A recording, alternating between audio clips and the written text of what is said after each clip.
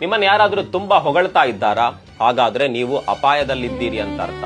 ಒಬ್ಬ ಮಾಲೀಕ ತನ್ನ ಕತ್ತೆಯಿಂದ ಹೆಚ್ಚು ಕೆಲಸ ಮಾಡಿಸಲು ಅದರ ಬೆನ್ನ ಮೇಲೆ ಒಂದು ಚಿನ್ನದ ಜೀನು ಹಾಕ್ತಾನೆ. ಹಾಕಿ ಹೊಗಳ್ತಾನೆ, ಈ ಮಿಲ್ನ ಅತ್ಯಂತ ಮುಖ್ಯವಾದ ವ್ಯಕ್ತಿ ನೀನೇ, ನೀನಿಲ್ದೆ ಇಲ್ಲಿ ಏನು ನಡೆಯೋದಿಲ್ಲ. ಇದನ್ನ ಕೇಳಿ ಆ ಕತ್ತೆ ನಾನು ಬೇರೆಯವರಂತೆ ಅಲ್ಲ, ನಾನು ತುಂಬಾ ಸ್ಪೆಷಲ್ ಎಂದು ಗಟ್ಟಿಯಾಗಿ ನಂಬುತ್ತೆ. ಅದರ ನಂತರ ಆ ಕತ್ತೆ ತನ್ನ ಪ್ರಾಣವೇ ಹೋಗುವಷ್ಟು ಕೆಲಸ ಮಾಡಲು ಶುರು ಮಾಡುತ್ತೆ. ಹುಷಾರಿಲ್ಲದಿದ್ದರೂ ನಿಲ್ಲಿಲ್ಲ, ಸುಸ್ತಾಗಿದ್ರೂ ರೆಸ್ಟ್ ತೆಗೆದುಕೊಳ್ಳೋದಿಲ್ಲ. ಯಾಕಂದ್ರೆ ನಾನು ನಿಂತರೆ ಎಲ್ಲವೂ ನಿಂತು ಹೋಗುತ್ತದೆ ಎಂದು ಅದು ನಂಬಿತ್ತು. ಆದ್ರೆ ಒಂದು ದಿನ ಅತಿಯಾದ ಶ್ರಮದಿಂದ ರಕ್ತ ಕಕ್ಕೊಂಡು ಆ ಕತ್ತೆ ಕೆಳಕ್ ಬಿತ್ತು. ಆಗ ಆ ಮಾಲೀಕ ಅದನ್ನ ಕಾಪಾಡ್ಲಿಲ್ಲ. ಬದಲಿಗೆ ಇನ್ಮುಂದೆ ಇದು ಯೂಸ್ ಆಗಲ್ಲ ಅಂತ ಹೇಳಿ ಅದನ್ನ ಕಾಲಿನಿಂದ ಒದ್ದು ಆ ಚಿನ್ನದ ಜೀನನ್ನ ತೆಗೆದು ಮತ್ತೊಂದು ಯುವ ಕತ್ತೆಗೆ ಹಾಕಿದ. ಆಗ್ಲೇ ಆ ಕತ್ತೆಗೆ ಅರ್ಥವಾಗಿದ್ದು, ಮಾಲೀಕ ಪ್ರೀತಿಸಿದ್ದು ಕತ್ತೆಯನ್ನಲ್ಲ, ಅದರ ದುಡಿಮೆಯನ್ನ.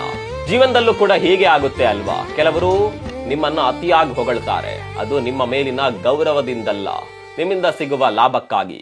ಸೈಕಾಲಜಿಯಲ್ಲಿ ಹೇಳ್ತಾರೆ, ಅತಿಯಾದ ಹೊಗಳಿಕೆ ಪ್ರೀತಿಯಲ್ಲ, ಅದು ನಿಮ್ಮನ್ನ ಕಂಟ್ರೋಲ್ ಮಾಡುವ ತಂತ್ರ. ಸೊ ಯಾರಾದ್ರೂ ನಿಮ್ಮನ್ನ ಅತಿಯಾಗಿ ಹೊಗಳಿದ್ರೆ ಒಂದು ನಿಮಿಷ ಯೋಚಿಸಿ, ಇದು ಪ್ರೀತಿಯಾ ಅಥವಾ ನಿಮ್ಮ ಶ್ರಮವನ್ನ ಹಿಂಡುವ ತಂತ್ರನಾ? ನಿಮ್ಗೂ ಈ ರೀತಿ ಅನುಭವವಾಗಿದ್ರೆ ಕಾಮೆಂಟ್ ಮಾಡಿ.